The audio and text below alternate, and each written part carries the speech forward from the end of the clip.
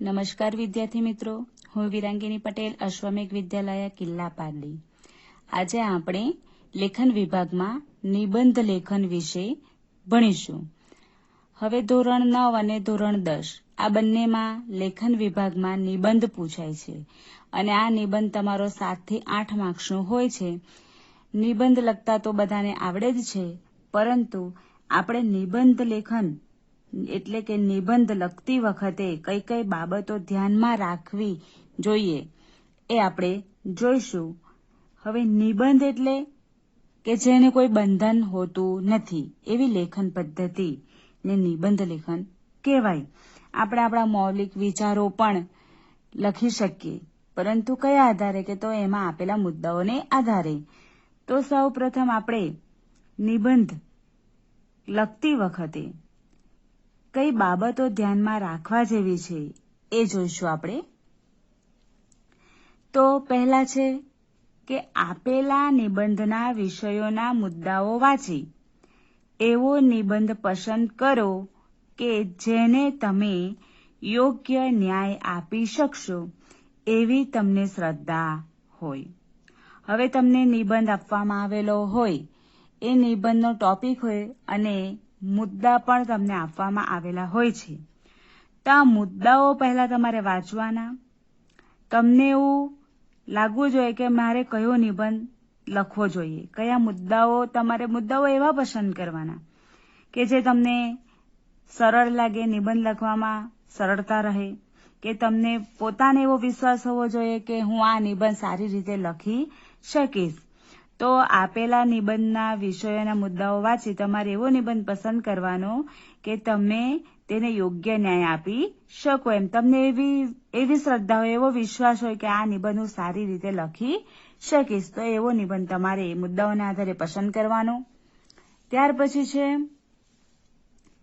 કે જે વિષય પસંદ કર્યો હોય એના વિશે વિશદ ઊંડો વિચાર કરી તે સંબંધિત દ્રષ્ટાંતો તેમજ મહત્વની બાબતોનું રફકામ કરી લેવું.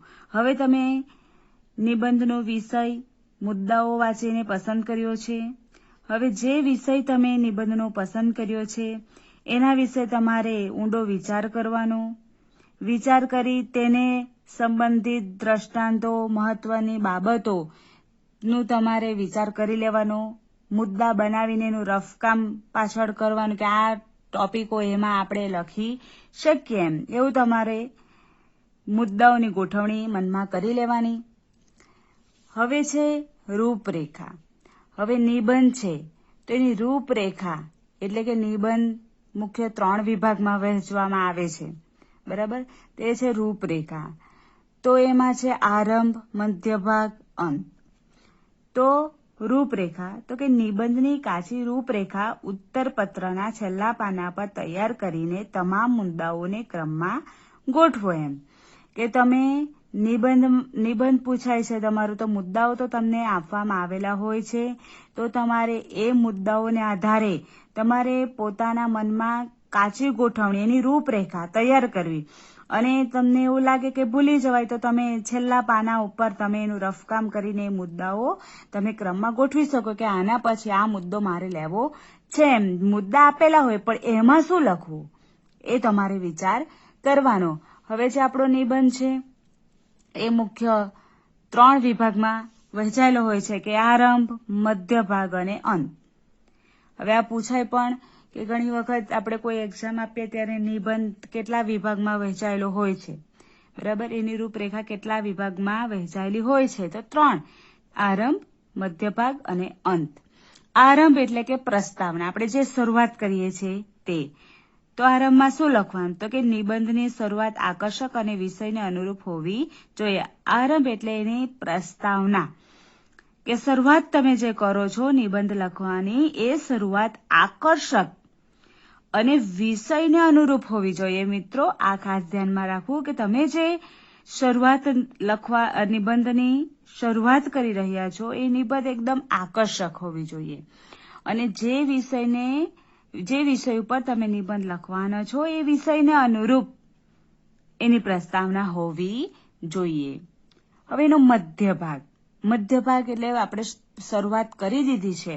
મધ્ય ભાગ એટલે વિષયને લઈને જ લખવાના છે. તો મધ્ય ભાગ એટલે કે આમાં વિષયલક્ષી ચર્ચા કરવી. જે વિષયને આધારે તમે નિબંધ લખવાના છો એ વિષયલક્ષી ચર્ચા મધ્ય ભાગમાં કરવી. મહત્વના તમામ મુદ્દાઓને ટૂંકમાં તેમજ સમગ્ર રીતે આવરી શકાય તેમ લેખન કરવું. કે મહત્વના તમામ મુદ્દાઓને, તમને આમાં મુદ્દાઓ આપવામાં આવેલા હોય છે, તમામ મુદ્દાઓને ટૂંકમાં તેમજ સમગ્ર રીતે આવરી લેવા, એમ બધા જ મુદ્દાઓ એમાં આવી જાય એ રીતે મધ્ય ભાગમાં એનું લેખન કરવું. આ મહત્વનો ભાગ છે તમારો. ત્યાર પછી છે અંત. બરાબર, આ મધ્ય ભાગમાં તમે અનેક દ્રષ્ટાંતો, કોઈ પંક્તિ હોય વિષયને લગતી, બરાબર, કોઈ કવિ, કોઈ લેખકનું કોઈ વાક્ય હોય, સુવિચાર, સુક્તિઓ, આ બધું તમે આમાં એડ કરી શકો આ મધ્ય ભાગમાં, જેના કારણે તમે નિબંધને આકર્ષક બનાવી શકો અને વધુ માર્ક કવર કરી શકો. ત્યાર પછી છે અંત. નિબંધના અંતે એક બે અસરકારક વાક્યો કે કાવ્ય પંક્તિઓ મૂકી પોતાની રજૂઆત સ્પષ્ટ તેમજ તાત્પર્યસભર બનાવો. અંત એટલે કે તમે એનો છેલ્લે આપણે બોધ લખીએ ને, બોધ ઉપદેશ, તે રીતે અંત. જે વિષય તમે નિબંધનો પસંદ કર્યો છે એ વિષયને ધ્યાનમાં લઈને તમે નિબંધનો અંત લખી શકો. એમ કે વિષયને આધારે તમે કોઈ અસરકારક, તમને કોઈ એવા વાક્યો યાદ આવ્યા હોય, કોઈ કાવ્ય પંક્તિ કોઈ કવિની યાદ આવી હોય, કોઈ એવા સુવિચારો હોય, તો તમે અંતે લખીને એનો નિબંધનો જે અંત છે, બરાબર, એ તમે લખી શકો અને તમારી જે રજૂઆત છે નિબંધની એ તમે એને અંતે તાત્પર્યસભર તમે બનાવી શકો. એમ ત્યાર પછી છે આગળ મુદ્દો કે નિબંધમાં મુદ્દાઓને ધ્યાનમાં લઈ પરિચ્છેદ એટલે કે પેરેગ્રાફ પાડવા, વધુ પેરેગ્રાફ ન પાડવા અને પેરેગ્રાફ ભાવ તેમજ નવ્ય વિચારને આધારે હોવા જોઈએ. હવે આજે આપણે નિબંધ લખ્યો એની રૂપરેખા, આરંભ, મધ્ય ભાગ, અંત, બરાબર, કે શું એમાં લખવું. હવે આપણે નિબંધ લખતા છે ત્યારે કઈ બાબતો વધારે ધ્યાનમાં રાખવાની, તે છે કે તમે જે નિબંધમાં મુદ્દાઓ આપ્યા છે એ મુદ્દાઓને ધ્યાનમાં લઈ તમારે પરિચ્છેદ એટલે કે પેરેગ્રાફ પાડવા. વધુ પેરેગ્રાફ પણ ન પાડવા, વધુ નાના પણ નહીં, વધુ મોટા પણ નહીં, બરાબર. અને મુદ્દાઓને ધ્યાનમાં લઈને એ પેરેગ્રાફ તમારે પાડવા. મુદ્દાઓ હોય તમારા આપેલા, બરાબર, એના આધારે તમે અલગ અલગ મુદ્દાને ધ્યાનમાં લઈને પણ પેરેગ્રાફ પાડી શકો, પણ બહુ નાના હોવા ન જોઈએ અને વધુ મોટા પણ ન હોવા જોઈએ, બરાબર. અને એ જે પેરેગ્રાફ છે એમાં ભાવ તેમજ નવ્ય વિચાર, બરાબર, ને આધારે પેરેગ્રાફ હોવા જોઈએ. આગળ જોઈશું. આગળ છે તમારા મૌલિક વિચારોની આગવી છાપ લેખન દ્વારા વ્યક્ત થવી જોઈએ. હવે આગળ આપણે જોઈએ નિબંધ એટલે જેમાં કોઈ બંધન હોતું નથી. આપણે આપણા મૌલિક વિચારો એ વિષયને અનુરૂપ આપણે લખી શકીએ. વિષયની બહાર ન જવું, વિષયને અનુરૂપ લખવું. હવે મૌલિક જે વિચારો છે એની આગવી જે છાપ છે લેખન દ્વારા આપણે વ્યક્ત કરી શકીએ, બરાબર. એ નિબંધમાં વ્યક્ત થવી જોઈએ આપણા મૌલિક વિચારો. આગળ છે કે નિબંધની ભાષા સરળ હોવી જોઈએ. નિબંધમાં વપરાતી ભાષા વ્યાકરણની દ્રષ્ટિએ શુદ્ધ હોવી જોઈએ. એ નિબંધની જે ભાષા છે સરળ હોવી જોઈએ અને વ્યાકરણની દ્રષ્ટિએ શુદ્ધ હોવી જોઈએ. હવે આપણા મૌલિક વિચારો રજૂ કરવાના છે, તો આપણે જે રોજિંદી ભાષા વાપરીએ છીએ એવા જ શબ્દો આપણે નિબંધમાં ન લખી શકીએ. જે શબ્દો લખીએ છીએ વ્યાકરણની દ્રષ્ટિએ શુદ્ધ હોવા જોઈએ. નિબંધમાં વિરામ ચિહ્નોનો ઉપયોગ યોગ્ય રીતે કરવો. એકનો એક મુદ્દો કે વિચાર, ભાવ કે દ્રષ્ટાંતનું પુનરાવર્તન ન થાય તે જોવું. નિબંધમાં આપણે યોગ્ય વિરામ ચિહ્નોનો પણ ઉપયોગ કરવાનો છે. હવે કોઈ કવિ કે લેખકની કોઈ પંક્તિ હોય, કોઈ વાક્ય હોય, તો આપણે એને અવતરણ ચિહ્નમાં, બરાબર, ડબલ કે સિંગલ અવતરણ ચિહ્નમાં આપણે લખી શકીએ. ક્વેશ્ચન માર્ક હોય તો ત્યાં ક્વેશ્ચન માર્ક કરવો, અલ્પ વિરામ, પૂર્ણ વિરામ, આ બધા ચિહ્નોનો આપણે યોગ્ય ઉપયોગ કરવાનો છે નિબંધમાં. અને એકનો એક મુદ્દો, હવે આપણને મુદ્દા આપવામાં આવ્યા છે તો આપણે એકનો એક મુદ્દો વારંવાર ન સમજાવી શકીએ. એક મુદ્દો સમજાવવાનો છે તો આપણે પેરેગ્રાફ પાડ્યો, નવો મુદ્દો સમજાવવાનો છે તો બીજો પેરેગ્રાફ પાડી શકીએ આપણે. આ પેરેગ્રાફ કોઈ એવા મુદ્દા હોય તો આપણે 2 મુદ્દા મળીને પણ એક પેરેગ્રાફ બનાવી શકીએ, બરાબર. અને આવી રીતે વ્યવસ્થિત આપણે મુદ્દાને ધ્યાનમાં લઈને પેરેગ્રાફ પાડવાનો છે. એકનો એક મુદ્દાનો આપણે વારંવાર એમાં આપણે લખવાનો નથી. વિચાર, ભાવ કે દ્રષ્ટાંતનું આપણે પુનરાવર્તન એમાં ન થાય એનું આપણે ખાસ ધ્યાનમાં રાખવું જોઈએ. ને તો ઘણા શું કરે કે નિબંધ લખવાનો છે, બરાબર, એટલે એકનો એક વિચાર, એકનો એક દ્રષ્ટાંત, બરાબર, મુદ્દા હોય તો એનું પણ પુનરાવર્તન એમાં કરેલું હોય છે. એવું ન થાય એની ખાસ આપણે કાળજી રાખવાની છે. તો આ રીતે આપણે નિબંધ લખીશું એમ. એટલે આપણે આ બધી બાબતોને જો આપણે ધ્યાનમાં રાખીશું તો આપણો જે નિબંધ 7 થી 8 માર્ક્સમાં પૂછાય છે તો આપણે વધુ માર્ક્સ આપણે કવર કરી શકીએ. અને નિબંધ જે છે એમાં યોગ્ય લખાણ હોવું જોઈએ. નહીં તમે એકદમ જ ટૂંકો લખો એ પણ ન ચાલે. માર્ક્સને આધારે તમે એના પેજ તે પ્રમાણે આપણે લખી શકીએ. કે એકદમ ટૂંકો તમે 1 પેજમાં લખી નાખો એ ન ચાલે, બરાબર. તમારા ઓછામાં ઓછા 2 થી 3 પાનાનો તમારે નિબંધ લખવો પડશે, બરાબર, એટલો હોવો જોઈએ એમ. એટલે નિબંધ છે એ વધુ લાંબો પણ ન લખવાનો અને વધુ એકદમ ટૂંકો પણ ન લખવાનો. માર્ક્સને આધારે આપણે નિબંધ લખીશું. તો આપણે નિબંધનો એક નમૂનો જોઈશું. અહીં આપણે નિબંધ એક છે પ્રકૃતિ, પરમાત્માનું સ્વરૂપ. કે જે પ્રકૃતિ છે એ પરમાત્માનું સ્વરૂપ, એના વિશે આપણે નિબંધ લખવાનો છે. આ પૂછાયો છે તો એની રીતે તમે નીચે એના મુદ્દા પણ આપવામાં આવ્યા છે. આ મુદ્દાને ધ્યાનમાં લઈ તમારે આ નિબંધ લખવાનો છે, બરાબર. એક્ઝામમાં પૂછાયો છે નિબંધ કે ધારો કે પ્રકૃતિ પરમાત્માનું સ્વરૂપ, મુદ્દા પણ આપવામાં આવ્યા છે. તો આ જે મુદ્દા આપવામાં આવ્યા છે એને ધ્યાનમાં લઈને તમારે આ નિબંધ લખવાનો છે. વિષયની બહાર પણ નથી જવાનું અને આ મુદ્દાને ધ્યાનમાં લઈને લખવાનું છે. નહીં કે તમે ગમે તે રીતે નિબંધ લખો, તમને મુદ્દા આપવામાં આવ્યા જ છે. હવે આપણે પહેલા જોયું કે નિબંધ જે છે તો એમાં એની જે રૂપરેખામાં આપણે જોઈ કે એનો આરંભ છે, એની શરૂઆત કેવી રીતે કરવાની. તો આપણે એમાં શીર્ષક ના આપીએ કે ભાઈ ચાલો આરંભમાં કે પ્રસ્તાવના, મધ્યભાગ એવું લખવાનું નથી, પરંતુ આપણે આ રીતે શરૂઆત કરી શકીએ. અહીં જે છે તો પંક્તિ દ્વારા કરી છે. મને કહો ને ઈશ્વર કેવા હશે. જો અહીં ક્વેશ્ચન માર્ક, યોગ્ય વિરામ ચિહ્નનો આપણે ઉપયોગ કરવાનો છે. ત્યાર પછી છે કેવા હશે, ક્યાં રહેતા હશે, ક્વેશ્ચન માર્ક, અહીં ક્વેશ્ચન માર્ક, ક્વેશ્ચન માર્ક, બરાબર. આવી રીતે આપણે નિબંધ લખીએ તો યોગ્ય વિરામ ચિહ્નનો આપણે ઉપયોગ કરી શકીએ. હવે અહીં પહેલો મુદ્દો તમને આપ્યો છે પ્રસ્તાવના, બરાબર, શરૂઆત કરવાની. ત્યાર પછી છે પરમાત્માની અનુભૂતિ, પ્રાણી સૃષ્ટિ અને વનસ્પતિ સૃષ્ટિમાં પરમાત્માના દર્શન. ઉપસંહાર એટલે આપણે એનો અંત આગળ જોઈએ ને, આપણે ઉપસંહાર એ આપણે આરંભ, મધ્યભાગ અને અંત જોઈએ ને એમાં આ ઉપસંહાર લખવાનું છે. હવે અહીં પ્રસ્તાવનામાં પંક્તિ લખી અને ત્યાર પછી અહીં લખ્યું છે કે પરમાત્મા આ અદ્ભુત સૃષ્ટિનો સર્જનહાર છે. આપણા ઉપર અનેક ઉપકારો છે, એટલે આપણા મનમાં ઈશ્વર દર્શનની ઈચ્છા રહે એ સ્વાભાવિક છે, બરાબર. આ થઈ તમારી પ્રસ્તાવના. પંક્તિ લખી ને ત્યાર પછી આ રીતે લખ્યું આપણે.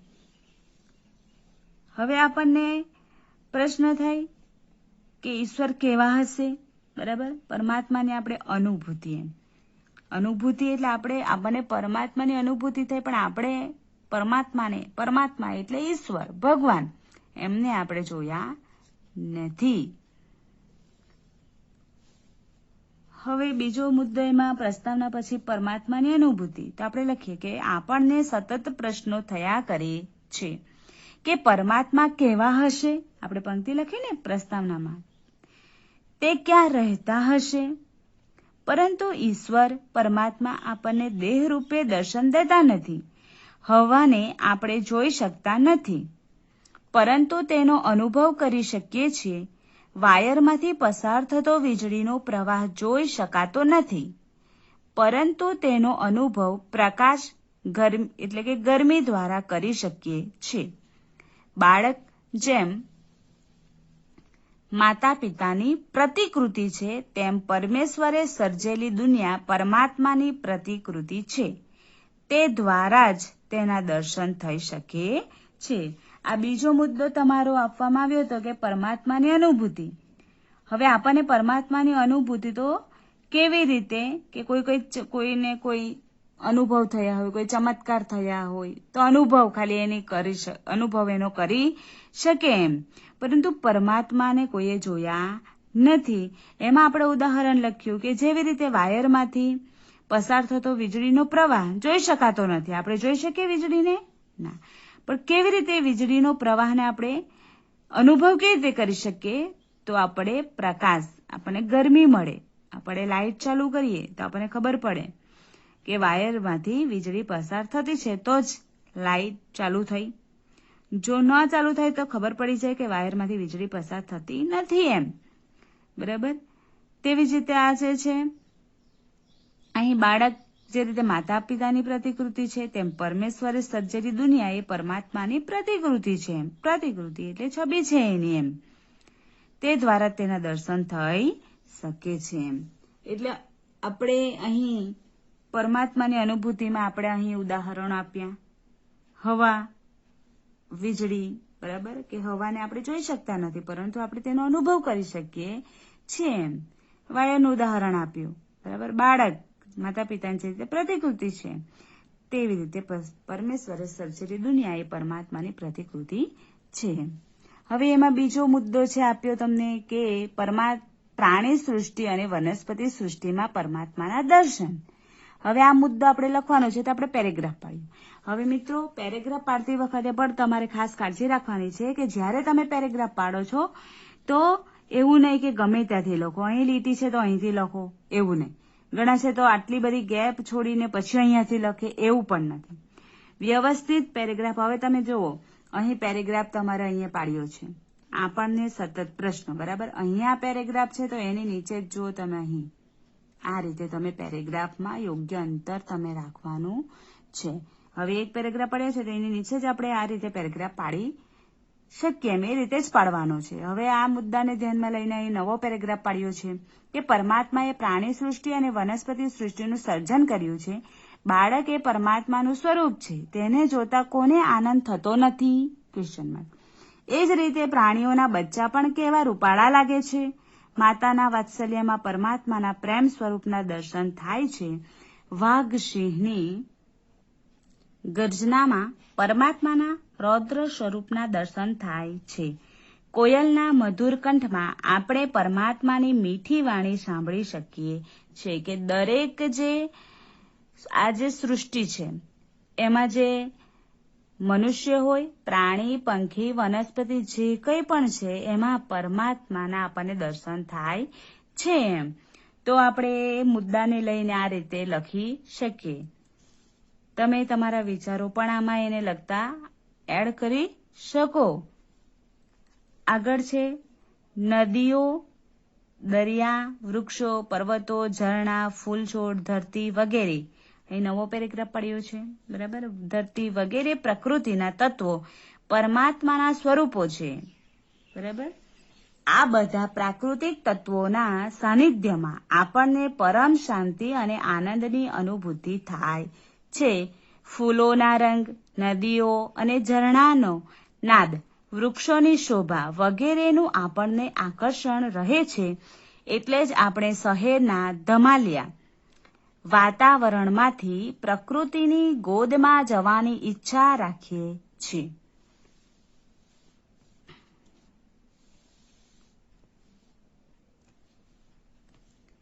ત્યાં જતાં જ આપણે પ્રફુલ્લિત થઈ જઈએ છીએ. આપણે સૂર્ય, ચંદ્ર, વૃક્ષો વગેરેને દેવ સ્વરૂપે ગણીને તેમની પૂજા કરીએ છીએ. હવે આપણે અહીં વનસ્પતિ સૃષ્ટિ, પ્રાણી સૃષ્ટિમાં પરમાત્માના દર્શન, ઘણું બધું એમાં આપણે લખીએ તો આપણે એમાં પેરેગ્રાફ આપણે 2 લખી શકીએ, બરાબર. વધારે મોટો પણ હોવો ન જોઈએ. તો એ રીતે મુદ્દાને ધ્યાનમાં લઈને આપણે આ પેરેગ્રાફમાં લખ્યું છે એમ. હવે આપણે એનો જે ઉપસંહાર છે, હવે આમાં વિદ્યાર્થી મિત્રો તમે તમારા મૌલિક વિચારો એને લગતા લખી શકો. નિબંધને હજુ તમે લાંબો લખી શકો. હવે આપણે એનો જે ઉપસંહાર અંત છે એમાં લખીએ કે આપણે પરમાત્માએ સર્જેલી પ્રકૃતિના દર્શન કરીએ, તેના સાનિધ્યમાં શાંતિનો અનુભવ કરીએ અને તેના ગુણો આપણા જીવન વ્યવહારમાં ઉતારીએ. એ જ પરમાત્મા દર્શન છે.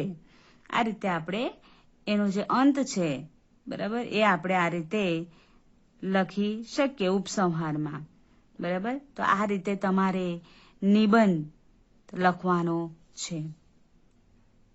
આની PDF તમને મોકલવામાં આવશે, તો તમારે આ નિબંધ તમારી નિબંધની નોટબુકમાં લખી લેવા અને ત્યારબાદ તમને બીજા નિબંધની PDF મોકલવામાં આવશે, તો તમારે એ નિબંધ પણ નિબંધની નોટબુકમાં લખી લેવા. Thank you.